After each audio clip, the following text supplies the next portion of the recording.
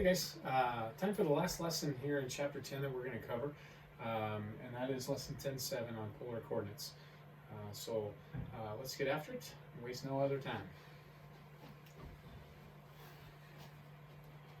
Here's our objectives for this lesson. We want to be able to plot points on the polar coordinate system. Also to be able to convert points from rectangular to polar form and vice versa. And then to be able to convert equations from rectangular to polar form and vice versa. Okay, so obviously we're going to be introducing a polar coordinate system in this lesson, and that's going to help our understanding of what we're going to be doing here. So basically this just goes on to say, in the past we've graphed on the rectangular coordinate system, right? You've plotted points, you've graphed equations on the XY coordinate plane. We're going to introduce a new coordinate system, and that's the polar coordinate system. Okay, where all points are a certain distance from what is called a pole, hence why we call it the name polar coordinates, and at some direction angle. Okay, and I think you'll see that here on this next slide. Okay, so to form this polar coordinate system in the plane, we fix a point, call it O, called the pole or the origin, and construct from O an initial ray called the polar axis. So that's what you see there, kind of in the position of your normal positive x-axis. All right. And it says then each point P in the plane can be assigned polar coordinates, not x comma y, but r comma theta, as follows. So r is the directed distance. Okay, think of it like the radius in a way. It's the distance from the origin out to that point. That's what r is. Theta is the directed angle. Again, as we've always been doing, counterclockwise is how it's measured from the polar axis to the segment, OP in this case. Okay, so there you have marked your angle theta in that picture, as well as the point r comma theta. Okay. So let's just make sure we understand what does it mean to graph polar coordinates. Here's a couple examples. They've already actually been graphed for you. And this is not uncommon. Polar graph paper kind of looks like what you see here for figure 10.60, a sequence of concentric circles. And so that way your radius 2 circle, you go out past the first circle to the second circle to represent your radius 2. So that point that's been graphed there is 2 comma pi over 3. Because it's a directed distance from the pole, 2 units, and then it has a directed angle of pi over 3. Okay, so ultimately graphing that point would just be to plot the point where it is, but they've also drawn the ray for the pi over 3 angle, but that's not necessary when it comes to plotting the actual point. All right. Another example, we can have negative angles, and negative angles still mean the same thing that they've always meant. So this would be an angle that's measured clockwise instead of counterclockwise. So here's 3 comma negative pi over 6. So basically we start at 3. If you wanted to think about it, we start at 3 on that positive x-axis, and then so we start right here because that's our radius, and then we have a directed angle of negative pi over 6. We're coming down pi over 6 down this way because of the negative, and so that would represent the point 3 comma negative pi over 6. Lastly, 311 pi over 6. So 311 pi over 6 would be to say, okay, we start out here at 3, okay, and then we're going to use our directed angle of 11 pi over 6. So, 1 pi over 6, 2 pi over 6, 3 pi over 6, 4, 5, 6, 7, 8, 9, 10, 11 pi over 6, and we stop right there. Now you might be saying, well, isn't that the same point that we were just on at the last one? Yes. Okay, so this is something that they're going to talk about in this next slide, is that polar coordinates are not unique. Okay, if I was to list this point, if I overlap the rectangular coordinate plane over the top of the polar coordinate plane, and I was to try to list this point, there's only one way of representing that point in the rectangular coordinate plane. But in the polar coordinate system, there are infinite ways that I could represent this. So let's think about how is negative pi over 6 and 11 pi over 6 related? They're coterminal angles, right? So what we learned from this is keeping r the same, I can add or subtract 2 pi as many times as I want, and it would be the same point in polar coordinates. Okay, so that's kind of where they're going to go next. Like I said, in rectangular coordinates, each point xy has a unique representation. It's not true for polar coordinates. We just saw that r comma theta and r comma theta plus 2 pi will represent the same point. Okay, kind of pun intended, coming full circle here with where we started very early in our trigonometry this semester, talking about coterminal angles, and here they are again. So another way to obtain multiple representations of a point is to use negative values for r. Okay, so let's take a look at that. I'm going to switch over to a whiteboard here, and let's talk about negative values of r real quick, because I don't have any examples on the PowerPoint for that. So let's take a look at this. If I asked you to graph a negative 3, I don't know, pi over 3. Okay, so this is what it would look like. Oh, I'll be so kind and show you concentric circles. Sorry, they're not perfect. All right, so negative 3, how I want you to think about negative 3 is start here instead of start here. Okay, whenever your r, your directed distance is 3, start over here on the positive x-axis, but whenever your directed distance is negative, start on the negative x-axis. So start here, and then pi over 3. It's a positive angle, so I'm going pi over 3 in the counterclockwise direction. Okay, so pi over 3 we know to be that big 60-degree angle, so we would end up somewhere over here. Okay, so that's just where to start, but this would be where negative 3 pi over 3 lies. Now, what's another way I could represent that? Let's say using 3 instead of negative 3. This is an important thing that they're going to start talking about. If I use 3 instead, I would have started here, and what angle would I have had to use to get here? Well, that would be pi and pi over 3 added together. So this would be pi over 3 plus pi, right? And so that ends up being 3 and then 4 pi over 3. Or keep in mind that, did I have to just add pi? Could have I have added, I started at 3 and said, no, I want to do 2 pi, 3 pi, and then, oh yes, I could, right?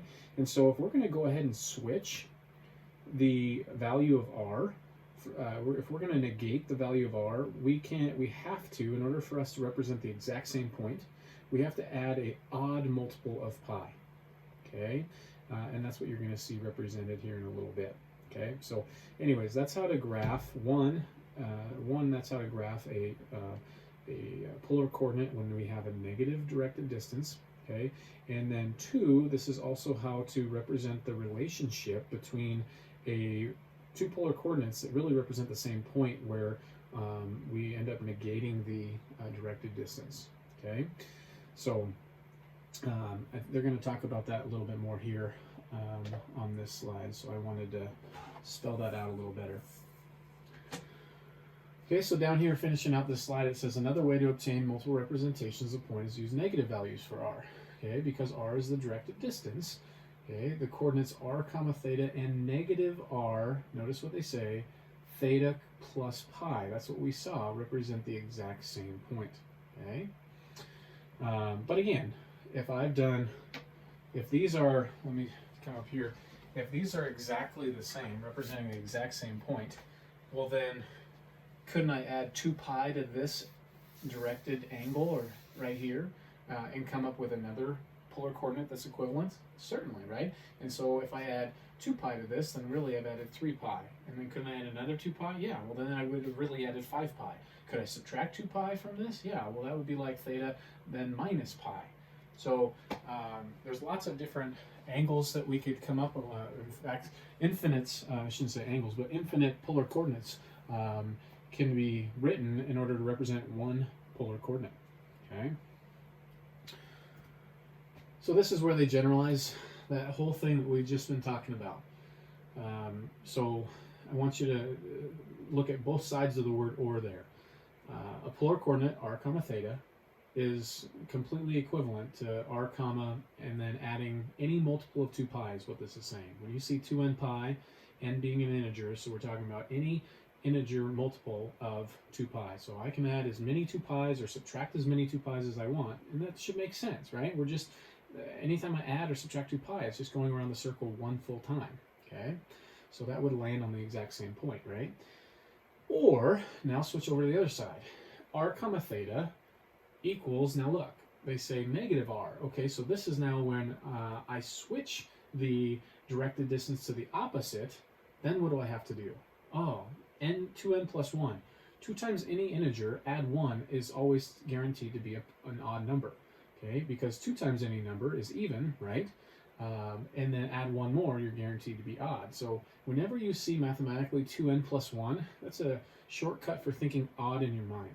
Okay, so we have to take a polar coordinate, r comma theta, and rewrite it with a negative directed distance instead, or the opposite directed distance instead. We need to take that given angle, okay, and we need to add a multiple of 2 pi, an odd multiple of 2 pi, an odd multiple of pi in order to represent the same point. So let me just say it again because I know I butchered it there. To take any polar coordinate and to rewrite it so that you have a negative directed distance instead, you need to add an odd multiple of pi to the angle, okay? Or subtract, doesn't matter. All right. So just to, I guess, belabor this point a little bit more, I'm just going to make some extra examples here. We'll switch that around again. Okay, so if I gave you 5 and pi over 2, and I said I want another polar coordinate that has the same directed distance away from the pole, 5. What is something I could say? Well, what do I need to be doing to this pi over 2? I need to add 2 pi or subtract 2 pi. So I could say, well, I'm going to add 4 pi over 2, which is the same thing as 2 pi, so I get 5 pi over 2. That's fine. Somebody else could say, no, I wanted to subtract 2 pi. So I'm subtracting 4 pi over 2, so you get negative 3 pi over 2. No, somebody could say, well, no, I want to add 10 pi. Notice, that is that's an even multiple of 2 pi, right? So I'm going to add 10 pi. So, okay, 5 and 10 pi is 20 pi over 2, so this would be 21 pi over 2. Great. All of those are 100% equivalent to this, okay? Now, let's say somebody said, no. I want you to rewrite this so that it has a opposite directed distance. So what do I have to do to this angle? I can't just say pi over 2. No way. Okay? Entirely different locations. What do I have to do? I have to add or subtract pi, simply, or really odd multiples of pi. So I could say, well, I'm going to add pi or 2 pi over 2, so I'm going to say 3 pi over 2. Or someone would say, no, I want to subtract pi instead. Okay. Negative pi over 2. Okay. No, I want to add 5 pi. 5 pi is an odd multiple of pi. Okay, add 5 pi. So you have negative 5, and we're going to add 5 pi. Adding 5 pi is the same thing as 10 pi over 2, 11 pi over 2. That works.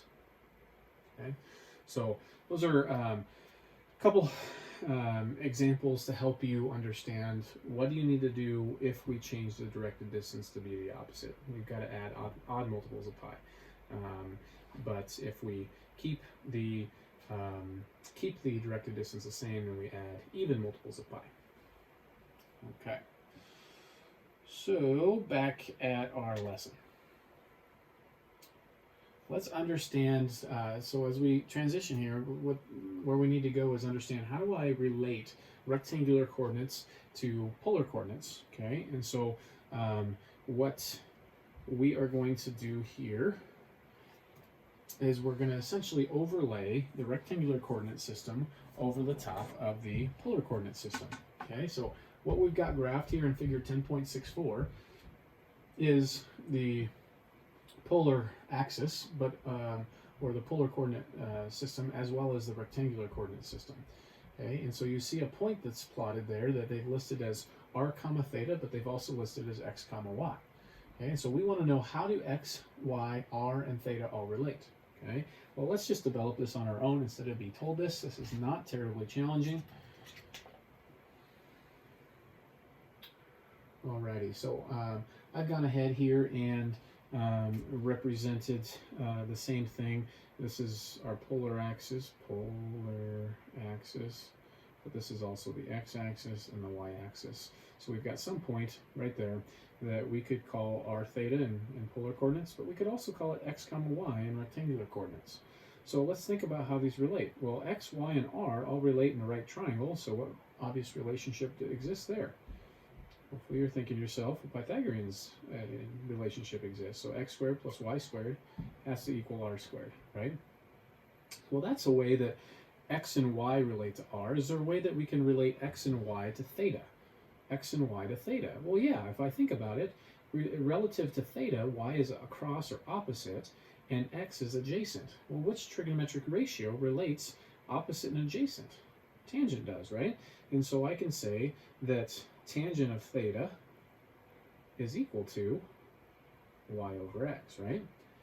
So looking at this, these two equations, or these two formulas, I guess you could call it, are going to be helpful when I know rectangular, because rectangular always comes with x's and y's, and I want to convert to r's and thetas, which is our polar coordinate system. Okay, so this is our rectangular to polar conversions. Okay. However, these are not the only relationships that I have. Let's see how I can relate r and theta to x and y. Well, again, theta is related to r and x, as r is the hypotenuse of theta and x is the adjacent side to theta, right? So which trigonometric ratio involves adjacent and hypotenuse? Cosine, right? So cosine of theta is equal to adjacent x over r, correct? So would you agree that r cosine theta is equal to x? Okay. Likewise, if I wanted to relate r theta to y, again, y is opposite theta, r is the hypotenuse, so which trigonometric ratio involves opposite and hypotenuse? Sine does, right? So we know that sine of theta is equal to opposite y over hypotenuse r, so thus r sine theta is y, right? So these two are when I know r and theta and I need to find x, right? Anytime we're utilizing a formula, then we want to have only one unknown in it so that we can solve for it. So that means I would want to use these two equations or formulas if I know r and theta and I want to find x or y. So this would be our polar to rectangular conversions. Okay, so that's where we're going to go next. And you'll notice on this first slide here, they say, yeah, because xy lies on a circle with a radius r, it follows that r squared equals x squared plus y squared. You could also explain it through Pythagorean theorem as well, which is the route I more or less took. Okay. It says, moreover, if r happens to be greater, for r greater than 0, the definitions of the trig functions imply the same thing. So, and this is where they summarize the same little formulas that I did with you. Okay, but I just felt like it's so much easier for us to just develop these visually than to try to memorize them. All right, so let's put this to practice with an example. Here we're asked to convert points. In this case, we know that they're polar coordinates as they're given, and we don't have too many rectangular coordinates. They're given with the y-coordinate being pi, or relative to pi. So we have polar coordinates, and then it also says convert each to rectangular, which means they must be polar to begin with. Okay, so let's take a look at this, these two problems. Convert each point to rectangular coordinates. So keep in mind, we've been given r and theta, and we need to somehow convert this into x's and y's. Okay, well, remember we just said x equals r cosine theta and y equals r sine theta. So this is just as simple as substituting these in there, and we can say x equals 2 cosine pi, y equals 2 sine pi. At pi, cosine is -1, right? So this is 2 times -1 or -2. And sine at pi is 0. So this is 2 times 0 or 0. So it sure looks like I learned that x is -2 and y is 0. Okay, so that is the same point. And if you think about it, if I were to take the time to plot this, okay, 2 pi, 2 go pi is right there. Isn't that the same ordered pair as -2, 0, right? Good. Okay, convert each point to rectangular coordinates again here. So again, this is exactly the same thing because again, I'm given r and theta, so we're just going to say x equals √3 times cosine of pi over 6, and y equals √3 times sine of pi over 6. Okay, well, pi over 6, so that's your itty-bitty angle. Cosine is your, at its greatest of those three ratios, right? So that's √3 over 2. So this is √3 times √3 over 2, which √3 times √3 just makes 3. So I think we get 3/2 for x. Sine, on the other hand, sine is at its smallest at pi over 6, so that's when it's at 1/2. And so it looks like we have √3 over 2 for the y coordinate there. So according to my work, it looks like we should have 3/2 comma √3 over 2 as the rectangular coordinates for that same point. And if we think about it, though this is a little more challenging. Okay, if this is my radius 1 circle, and there's my radius 2 concentric circle, √3 is like 1 point, √3, I think it's like 1.7-ish. So 1.7-ish, and pi over 6 might be somewhere right here. Well, 1.5 and √3 over 2, a little less than 1 right there, right? Sure enough, it seems pretty legit. Okay, so anyways, that's just a, kind of a check for reasonableness that you can do now that you know how to graph points in the polar coordinate plane. Okay, all right, switch back on over here, make sure I didn't goof. We got -2, 0 for the first one, awesome. And then graphing this next one, 3/2 and √3 over 2, good. Okay, so likewise, in addition to converting points from polar to rectangular, rectangular to polar, we can actually convert equations from rectangular form to polar form. Okay, and so that's where we're going to finish this lesson, is by doing equation conversion.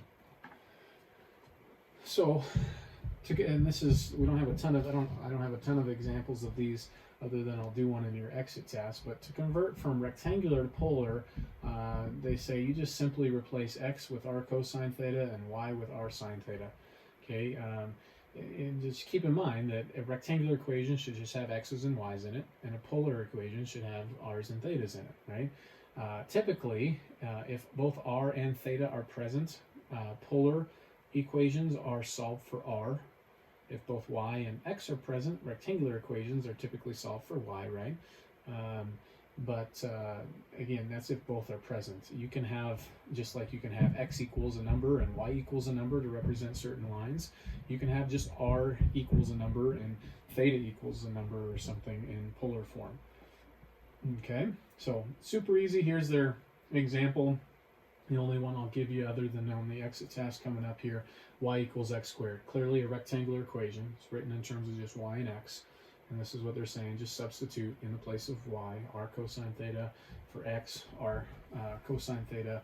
Notice that we went ahead and squared cosine there, or r cosine theta. So there's a little bit of a, I guess, a waving of the hand here to just say, hey, this equals this thing. So let's show how they got there. And maybe it's obvious to some, but maybe I would assume not obvious to all. So we start with y equals x squared. And we said, okay, let's go ahead and replace y with our sine theta and x with our cosine theta, and we can need to square that. So this is our sine theta equals r squared cosine squared theta, and then we can go ahead and let's see here. Let's go ahead and let's divide both sides by r cosine theta. Divide both sides by r cosine squared theta. Okay, so that leaves us with r over here, and over here the r's cancel, and I have a sine theta over cosine squared theta. Or I can think of this as sine theta over cosine theta times 1 over cosine theta. And so we get r equaling, that's your tangent theta that they had, and this is your secant theta. Okay, so obviously symmetric is how they wrote it, but that's the idea there that you see in this problem. Just trying to get it into, like it says there, the simplest form, which is typically solve for r when you have a polar equation. Okay, alrighty. Now, on the other hand, it says converting from polar to rectangular sometimes requires some considerable ingenuity. It says example 5, which we're going to take a look at here in a second, demonstrates several polar to rectangular conversions that enable you to sketch the graphs of some polar equations. Okay, so let's take a look at that actually right now. Here is example 5. It is asking us to describe the graph of each polar equation and then find the corresponding rectangular equation. Okay, so let's do this together. So if we really just think about it, if r equals 2, and we just learned about polar coordinates today, if r equals 2, where is a point where r equals 2? That's a point that has an r of 2, right?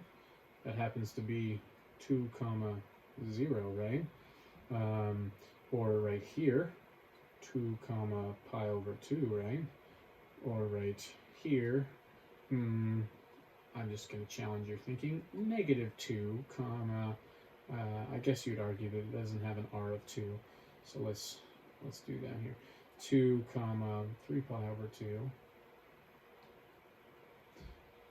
2, pi, right? Are those the only values that have an r of 2? No, and I think you're getting the idea here is, oh, well, isn't r equal 2 in polar form just this? Yeah, just think about it. If your radius is 2, that's a circle. Okay, if you're dealing with polar coordinates and you have a radius or a directed distance of 2, where are all points 2 units away from the pole? On this circle. Okay, so we expect that r equals 2 to graph a circle. So now that should help us a little bit, in that it should help us come up with our rectangular equation. If I know that I'm dealing with a circle, okay, which notice is centered around the origin and it has a radius of 2, we should already know what the standard form of that is. And the way to get there is we need to square both sides. So I'm going to take this and I'm going to square both sides. So that makes r squared equaling 4. And what do we know about r squared? Okay, from that like blue box that showed up of important things for converting, if I know r and I need to get x and y in here, r squared is going to be my strategy to get x and y in. And so I know that that's x squared plus y squared equals r squared, so I just replaced it, equals 4. And think about that, ladies and gentlemen. That's the equation of a circle centered at the origin. Remember, this equals r squared, so this is r being 2, It's exactly the same thing in rectangular form. Okay, so that's what they're wanting you to think about there. All right, let's take a look at this next situation where I've got theta equals pi over 3.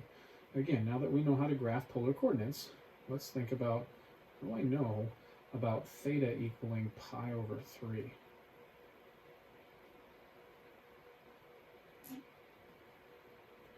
If theta equals pi over 3, isn't there a point, say, like right here?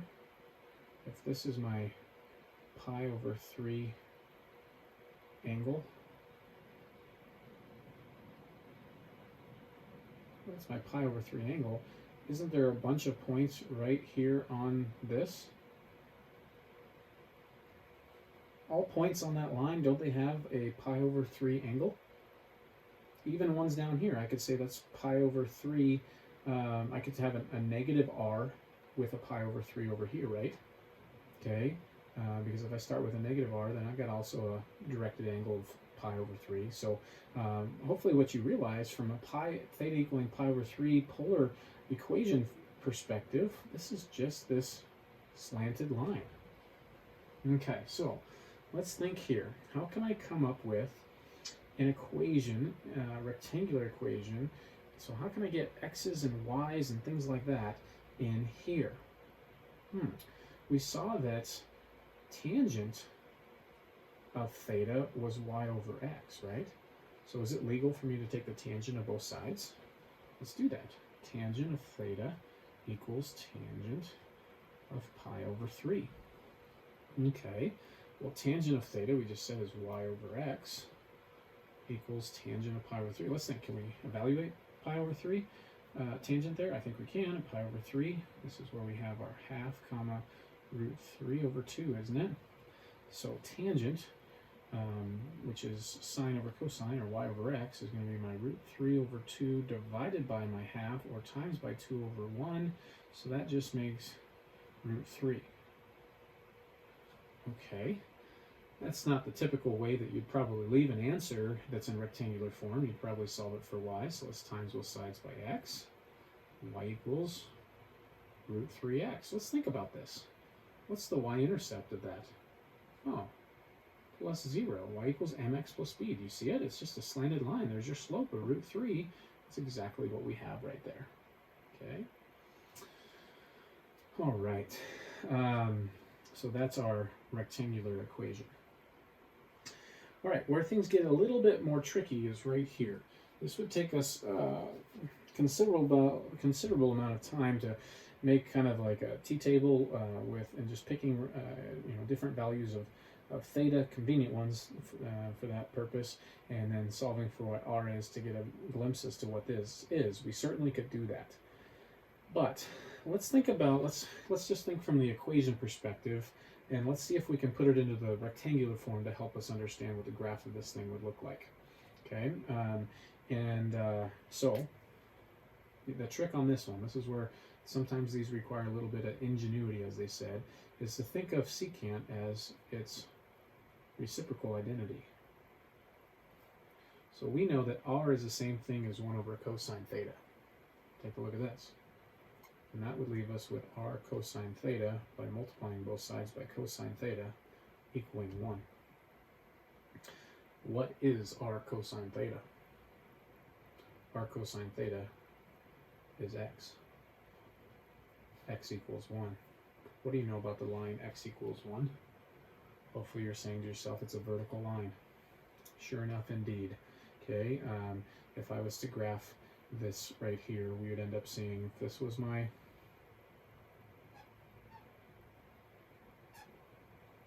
concentric circles polar coordinate plane, and what you're going to end up finding is this is what you're going to be graphing. Okay, so let's pick a few values to help you see this maybe. So if I were to say, since r is indeed equal to 1 over cosine theta, let's pick some theta values and let's come up with r. Let's pick 0. So what's cosine at 0 degrees. Cosine's 1, so this is 1 over 1 or 1. See that? There's that point right there. Let's pick another convenient value for theta. Let's go to, where is cosine a half at? Cosine's a half at pi over 3, right? So let's go to pi over 3. And so then I get cosine at pi over 3 is a half. So then 1 divided by a half, that would be 2, right? So at pi over 3, I get 2 right here. Okay? And there's that point. So hopefully you're able to see just even with just those two. I could pick some other ones, but let's do one more just for the heck of it. Let's do pi over 4, somewhere in between there. Pi over 4 is root 2 over 2, right? So if I had to find what r is, I'd have 1 over root 2 over 2, which is the same thing as 1 times 2 over root 2, or 2 over root 2, which is 2 root 2 over 2, right? Which is just root 2. There. So that's like 1.4. So when I go to pi over 4, which is splitting this quadrant exactly in half, I'm at 1.4. I'm a little beyond 1, not quite to 1.5. So there's that point. Okay. So indeed, had I messed with getting a real feel for what does r equals secant theta look like, I could have come up with the same thing, but I think it was a lot easier to first convert this to its rectangular form. Okay, and that's something that they wanted us to do anyways. Okay, so that can be a little bit tricky. What's nice is they tend to just mostly be like these, where you're given just r equals, you're given theta equals, or you have an equation that involves r and theta. Okay, so hopefully you've learned a couple of the little tricks of the trade right there. And let's just make sure I didn't goof. I think I did it right. Okay, so there was that first example where we had r equals 2, and that should be a circle. And if we were to go ahead and convert the polar equation by squaring both sides and substituting x squared plus y squared in the place of r squared, you'd get that rectangular equation. And part B, where you're given theta equals pi over 3, that should be that slanted line. Again, if we were to take that polar equation, take the tangent of both sides, evaluate the tangent of pi over 3 to be root 3, you'd end up with, and then replace tangent theta with y over x, and solve for y, you get y equals root 3x, just like we did. And then lastly, they did as we suggested here. It's not really evident by just simple inspection like the other ones were as to what the graph of that polar equation looked like. So in order to help us, we could convert it first instead. And so that's what they did. Took the polar equation, rewrote it in an equivalent form, replaced r cosine theta with x, and thus we learned x equals 1 is a rectangular equation. And therefore, that's what our graph looks like. Okay. So really that's it in this lesson. Let's conclude this with an exit task of looking at just a few more examples. Examples never hurt, and we'll stop there and call it a day. We'll call it a chapter, actually. So a point in the rectangular coordinate is given. Convert it to polar coordinates. Convert the rectangular equation to polar form, and convert the polar equation to rectangular form. So here we go. All right, we've got rectangular points. So this time we've got x and y given to us, and we need to somehow put them in terms of r and theta. So we need to think about how can I relate x and y to r and theta? Well, keep in mind, didn't we know that x squared plus y squared equals r squared? So can I square both of these? Negative root 3 squared is 3. Negative root 3 squared is 3 equals r squared. So it looks like r equals the square root of 6. Okay. Now theta. Well, keep in mind, tangent of theta is equal to y over x, right? Now, also keeping in mind, what quadrant are we in here? If I'm at negative root 3, we can actually probably just come up with this on our own. This angle, right? We know that we are down here, negative root 3, isn't that going to split this quadrant exactly in half, since both of these have the same coordinate?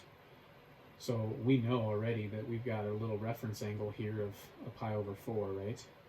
So if I'm going to use r being root 6, which starts out over here on the polar axis, I'm going to be a little bit in trouble if I go ahead and I were to say, okay, tangent theta equals negative root 3 over negative root 3, and so I end up just getting 1, right? Tangent theta is 1 by something divided by itself. I should say something divided by itself. And then to finish solving this, if I was just to do this so computationally and less thinking about the big picture, I would end up using a tangent inverse here, right? Well, keep in mind, tangent inverse is only restricting us to these two quadrants, right? Tangent inverse has a range between negative pi over 2 to pi over 2 exclusive. And so it's going to tell me an angle up here in this quadrant, because that's also where I can run into tangent theta being 1. Okay, and so pi over 4 is going to be the angle that it's going to give us in radians or 45 in degrees, but that's not an appropriate directed angle here or direction here for this polar coordinate. I need to land here at this spot. Can't land here. So what's the relationship between these? Pi away, right? And so it's looking like we're having the conversation that this should be root 6. And then I could say pi plus pi over 4, or 5 pi over 4. Okay? Now, is that the only appropriate answer, or acceptable answer? No, though I'm secretly hoping that this is the answer you guys are going to give me.